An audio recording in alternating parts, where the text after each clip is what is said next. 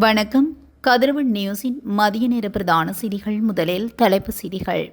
பாடசாலை மாணவர்களுக்கு கல்வி அமைச்சு வெளியிட்டுள்ள விசேட அறிவிப்பு.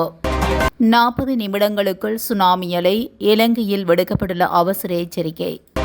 விடுவிக்கப்படவுள்ள கைதிகள், அரசாங்கம் வெளியிட்டுள்ள முக்கிய தகவல்.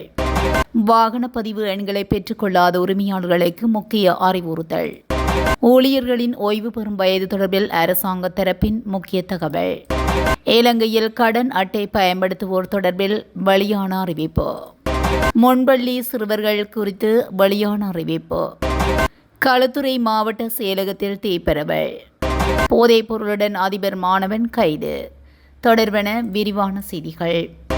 டெங்கு பரவலை தடுக்கும் நோக்கில் பாடசாலை மாணவர்களுக்கு அரசாங்கம் விசேட அறிவுறுத்தல்களை வழங்கியுள்ளது.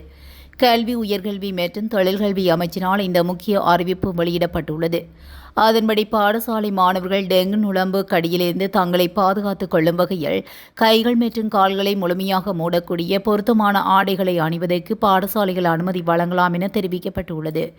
வழக்கமான பாடசாலை சீருடையுடன் சேர்ந்து நுளம்புக்கடியிலிருந்து சிறந்த பாதுகாப்பை வழங்கும் வகையில் கைகள் மற்றும் கால்களை முழுமையாக மறைக்கும் ஆடைகளை அணிய மாணவர்களை அனுமதிக்குமாறு பள்ளி அதிபர்களுக்கு அறிவுறுத்தப்பட்டுள்ளது. தர நிர்ணயங்களுக்கு உட்பட்ட நுளம்பு விரட்டிகளை பயன்படுத்துவதும் குறித்து மாணவர்களுக்கு விழிப்புணர்வை ஏற்படுத்துமாறு அதிபர்கள் கேட்டுக் கொள்ளப்பட்டுள்ளனர். மேலும் பாடசாலை மாணவர்களை டெங்கு நுளம்பு கடியிலிருந்து பாதுகாப்பதே இந்த அவசர நடவடிக்கைகளின் முக்கிய நோக்கமாகும் என கல்வி அமைச்சு அறிவித்துள்ளது. வரும் 40 நிமிடங்களுக்குள் சுனாமி அலைகள் இலங்கையின் கரையோரங்களை தாக்கும் என அனர்த்த முகாமைத்துவ மத்திய நிலையத்தின் பணிப்பாளர் நாயகம் ஓய்வு பெற்ற மேஜர் ஜெனரல் சம்பத் கொட்டுகேப்கட எச்சரித்துள்ளார். நாடாளுமன்ற உறுப்பினர்கள் எழுப்பிய கேள்விகளுக்கு பதிலளிக்கையிலேயே அவர் மேற்கண்டவாறு குறிப்பிட்டுள்ளார். மேலும் அவர் தெரிவிக்கையில், அந்தமான் தீவு பகுதியில் ஏதேனும் நிலநடுக்கம் ஏற்பட்டு சுனாமி உருவானால் வரும் 40 நிமிடங்களுக்குள் சுனாமி அலைகள் இலங்கையின் கரையோரங்களை வந்தடையும். இவ்வளவு குறுகிய காலப்பகுதிக்குள் கரையோர பகுதிகளில் வாழும் 3.8 மில்லியன் மக்களை பாதுகாப்பான இடங்களுக்கு வெளியேற்றுவது தற்போதைய சூழ்நிலையில் மிகவும் கடினமானது. அத்துடன் தற்போது நாட்டில் உள்ள சுனாமி எச்சரிக்கை கோபுரங்கள் செயலிழந்துள்ளதாகவும் அவற்றை சரி செய்வதற்கான முன்மொழிவுகள் மேற்கொள்ளப்படுவதாகவும் அவர் குறிப்பிட்டுள்ளார். அனர்த்த முகாமைத்துவ மத்திய நிலையத்தின் இயலாமைகள் குறித்து அவர் மேலும் விளக்குகையிலேயே, அண்மையில் ஏற்பட்ட டெட்வா சூறாவளி போன்ற அனர்த்தங்களின் போது அதனை எதிர்கொள்வதற்கு தேவையான பணியாளர் திறன் தமது நிறுவனத்திடமில்லை. எனவே 24 மணி நேரமும் இயங்கும் அவசரகால நடவடிக்கை பிரிவின் அதிகாரிகளுக்கு இரவு நேர பணிக்கான அடிப்படை தங்குமிட வசதிகள் கூட இல்லை. எனவே மாவட்ட ரீதியிலான அனர்த்த முகாமைத்துவ ஒருங்கிணைப்பு பிரிவுகள் மாலை 4:30 மணிக்கு மூடப்படுகின்றதனால் இரவு நேரங்களில் அனர்த்தங்கள் ஏற்படும் போது தொலைதூரத்தில் உள்ள அதிகாரிகளை தொடர்பு கொண்டு சம்பவ இடத்துக்கு அழைத்து செல்வது மிகவும் வீணாகிறது. எனவே பணியாளர் பற்றாக்குறையை போக்கும் நோக்கிலும் அனர்த்த முகாமைத்துவ மத்திய நிலையத்தை தேசிய அனர்த்த நிவாரண சேவைகள் மத்திய நிலையத்தை இணைக்குமாறும் ஜனாதிபதி பணிப்புரை விடுத்துள்ளார்.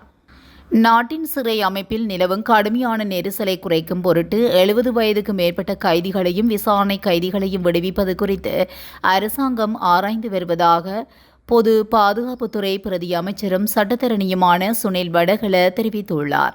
சிறை நெரிசலை குறைக்க எடுக்கக்கூடிய நடவடிக்கைகள் குறித்து அரசாங்கம் நடத்திய உள்ளக கலந்துரையாடலின் போது இந்த முன்மொழிவு முன்வைக்கப்பட்டதாக தெரிவிக்கப்படுகிறது. தற்போது நாட்டில் உள்ள சிறைகளில் 70 வயதுக்கு மேற்பட்ட 1000க்கும் மேற்பட்ட கைதிகள் இருப்பது கண்டறியப்பட்டுள்ளது. இதேவேளை கொலை போன்ற கடுமையான குற்றங்களில் ஈடுபடாத முதிய கைதிகளை விடுவிப்பதில் அரசாங்கம் கவனம் செலுத்தி வருகிறது. கூடுதலாக போதைப்பொருள் வழக்குகளில் விசாரணை கைதிகளாக உள்ள நபர்களின் பகுப்பாய்வாளர் அறிக்கைகளை பெறுவதில் ஏற்படும் கடுமையான தாமதமும் சிறை நெரிசல் அதிகரிப்பதற்கான ஒரு முக்கிய காரணமாக கண்டறியப்பட்டுள்ளது. சிறிய அளவிலான போதைப் பொருட்களை வைத்திருந்ததற்காக சிலர் 1.5 ஆண்டுகளுக்கு மேலாக விசாரணை கைதிகளாக வைக்கப்பட்டுள்ளதாகவும் இதற்கு காரணம் பகுப்பாய்வாளர் திணைக்களத்தில் உள்ள அதிகாரிகளின் கடுமையான பற்றாக்குறை என்று தெரிய வந்துள்ளது. வாகன பதிவு எண்களை பெற்றுக்கொள்ளாத வாகன உரிமையாளர்கள் ஜூன் 30ஆம் தேதிக்குள் அவற்றினை வந்து பெற்றுக்கொள்ளுமாறு மோட்டார் போக்குவரத்து திணைக்களத்தினால் அறிவுறுத்தப்பட்டுள்ளது. வாகன பதிவு எண்கள் அச்சிடுதல் நிறுத்தப்படுவதற்கு முன்னர் அச்சிடப்பட்ட சுமார் 1,00,000 வாகன பதிவு எண்களின் இருப்பில் 20 மட்டுமே உரிமையாளர்களால் எடுத்து செல்லப்பட்டுள்ளதாக மோட்டார் போக்குவரத்து திணைக்கள வட்டாரங்கள் தெரிவிக்கின்றன. கடந்த 2023 மற்றும் 2024 ஆண்டுகளில் அச்சிடப்பட்ட சுமார் 1 லட்சம் வாகன பதிவு எண்களை உரிமையாளர்கள் மேற்கொள்ளாததனால் மோட்டார் போக்குவரத்து திணைக்களத்தின் தலைமை அலுவலகம் மற்றும் மாவட்ட அலுவலகங்களில் குவிந்து வைக்கப்படுகின்றதாகவும் தெரிவிக்கப்பட்டுள்ளது. இந்த காலகட்டத்தில் வாகனங்கள் இறக்குமதி செய்யப்படவில்லை என்றாலும் இடமாற்றங்களின் போது மாகாணங்களை மாற்றிய வாகனங்களின் பதிவு எண்கள் இவ்வாறு குவித்து வைக்கப்பட்டிருந்ததாக திணைக்களத்தின் அதிகாரி ஒருவர் தெரிவித்துள்ளார். இவ்வாறு குவித்து வைக்கப்பட்டுள்ள வாகன பதிவு எண்களை ஜூன் 30ஆம் தேதிக்குள் பெற்றுக் கொள்ளுமாறும் இல்லையெனில் அவை பழைய இரும்பாக அனுப்பப்படும் என்றும் அறிவுறுத்தப்பட்டுள்ளது. ஓய்வு பெறும் வயதில் மாற்றம் செய்வது தொடர்பாக பல்வேறு தரப்பினரிடமிருந்து கோரிக்கைகள் தற்போது பெறப்பட்டு வருவதாகவும் அரசாங்கம் இந்த கோரிக்கைகளை பரிசீலித்து வருவதாகவும் அமைச்சர் நலிந்த ஜெயதிச தெரிவித்துள்ளார். மேலும் நேற்றைய தினம் மேரிகம வைத்தியசாலையில் நேற்று மேரிகம வைத்தியசாலையின் புதிய சிறுநீரக கல் அகற்றும் சிகிச்சை பிரிவின் திறப்பு விழாவில் கலந்து கொண்ட பின்னர் அமைச்சர் ஊடகங்களிடம் இந்த அறிக்கையை வெளியிட்டுள்ளார். ஓய்வு பெறும் வயது தொடர்பாக பல்வேறு தொழில் வல்லுநர்கள் அரசாங்கத்திடம் கோரிக்கை விடுத்துள்ளதாகவும் அதன்படி இந்த கோரிக்கைகள் பரிசீலிக்கப்பட்டு தேவையான நடவடிக்கைகள் எடுக்கப்படும் என்றும் கூறியுள்ளார். மேல்முறையீட்டு நீதிமன்றம், உச்ச நீதிமன்றம், உயர்நீதிமன்றம் ஆகியவற்றிலிருந்து மட்டுமல்லாமல் சுகாதார சேவையில் உள்ள சில தொழில் வல்லுநர்களிடமிருந்து சிறைத்துறையிடமிருந்தும் கோரிக்கைகள் வந்துள்ளது.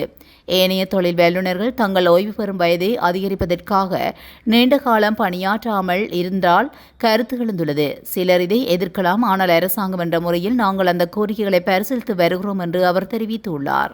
இலங்கையின் நிலுவையில் உள்ள கடன் அட்டைகளின் கடன் தொகை 10,313 மில்லியனால் அதிகரித்துள்ளது. இந்த ஆண்டின் தொடக்கத்திலிருந்து கடந்த ஏப்ரல் மாத இறுதி வரையிலான 4 மாதங்களில் இந்த தொகை அதிகரித்துள்ளது. அதன்படி இந்த ஆண்டின் தொடக்கத்தில் 1,89,706 மில்லியனாக இருந்த நிலுவையின் கடன் பொறுப்பு தற்போது அதிகரித்துள்ளது. கடந்த ஏப்ரல் மாத இறுதியில் 2,19 மில்லியனால் அதிகரித்துள்ளது என்று மத்திய வங்கி தெரிவித்துள்ளது. தற்போது நிலைவரும் டெங்கு அச்சுறுத்தலுக்கு மத்தியில் முன்பள்ளிகளுக்கு அனுப்பும் குழந்தைகளின் கைகளையும் கால்களையும் மறைக்கும் பொருத்தமான ஆடைகளை அவர்கள் அணிவதை உறுதி செய்யுமாறு சிறுவர் மற்றும் மகளிர் விவகார அமைச்சர் சரோஜா சாவித்ரி போல்ராஜ் பெற்றோர்களை வலியுறுத்தியுள்ளார். தேசிய குழந்தை பருவ வார குறித்து விழிப்புணர்வை ஏற்படுத்துவதற்காக அரசாங்க தகவல் திணைக்களத்தில் இன்று நடைபெற்ற ஊடக சந்திப்பின் போதே அவர் இந்த கருத்துக்களை வெளியிட்டுள்ளார். டெங்கு காய்ச்சலை தடுக்கும் ஒரு முன்னெச்சரிக்கை நடவடிக்கையாக முன்பள்ளி குழந்தைகள் தங்கள் கைகளையும் கால்களையும் மறைக்கும் பொருத்தமான ஆடைகளை அணிந்து முன்பள்ளிகளுக்கு வரலாம் என கல்வி அமைச்சகம் சமீபத்தில் எடுத்த முடிவை தொடர்ந்தே இந்த கோரிக்கை விடுக்கப்பட்டுள்ளது. களுத்துறை மாவட்ட செயலகத்தில் ஏற்பட்ட தீ விபத்து கட்டுப்பாட்டுகள் கொண்டு வரப்பட்டுள்ளதாக தெரிவிக்கப்பட்டுள்ளது. 5 மாடி கட்டிடத்தின் தரைத்தளத்தில் உள்ள மின் சுற்றில் தீ விபத்து ஏற்பட்டுள்ளதாக களுத்துறை மாநகர சபை தீயணைப்புத்துறை தெரிவித்துள்ளது. அலுவலக அதிகாரிகள் உட்பட அனைத்து அலுவலக ஊழியர்களும் வெளியேற்றப்பட்டுள்ளதுடன் யாருக்கும் காயங்கள் ஏற்படவில்லை என்றும் கூறப்பட்டுள்ளது. இன்று காலை சுமார் 8:30 மணியளவில் இந்த தீ விபத்து ஏற்பட்டதாகவும் மின்சார அமைப்பு சேதமடைந்துள்ளதாகவும் தெரிவிக்கப்பட்டுள்ளது. தீ விபத்து தொடர்பான தகவல் கிடைத்ததைத் தொடர்ந்து தீயை கட்டுப்படுத்துவதற்கான தீயணைப்பு வாகனம் ஒன்றும் சம்பவ இடத்துக்கு வந்து தற்பொழுது தீயை அணைத்துள்ளதாக தெரிவிக்கப்பட்டுள்ளது. கம்பகா தீவிலப்பிட்டிய பிரதேசத்தில் ஐஸ் போதைப்பொருளுடன் ஓய்வு பெற்ற அதிபர் மற்றும் நேற்று போலீசாரால் கைது செய்யப்பட்டுள்ளார். தீவிலப்பட்டிய பகுதியில் உள்ள தனது உறவினர் ஒருவரின் வீட்டில் தாங்கியிருந்த போதே மேற்படி நபர் போலீசாரின் சுற்றி வளைப்பில் சிக்கியுள்ளார். அவரிடமிருந்து 175 கிராம் ஐஸ் போதைப் பொருள் கைப்பற்றப்பட்டுள்ளதுடன் கைது செய்யப்பட்டவர் கந்தானை பிரதேசத்தைச் சேர்ந்த 63 வயதுடைய ஓய்வு பெற்ற அதிபர் ஆவார்.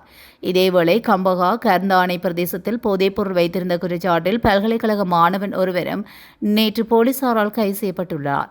கந்தானை பகுதியில் உள்ள வாடகை வீடு ஒன்றில் தங்கியிருந்த மாணவன் போலீசாரால் சுற்றி வளைத்து கைது செய்யப்பட்டதென்றும் அவரிடமிருந்து 25 கிராம் கெரோயின் போதைப் பொருளையும் போலீசார் கைப்பற்றியுள்ளனர்.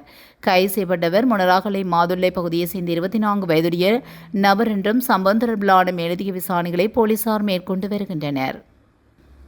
இத்துடன் கதிரவன் நியூஸின் மதிய நேர பிரதான செய்திகள் நிறைவடைகின்றன. தொடர்ந்தும் செய்திகளோடு இணைந்திருக்க கதிரவன் நியூஸுடன் இணைந்திருங்கள்.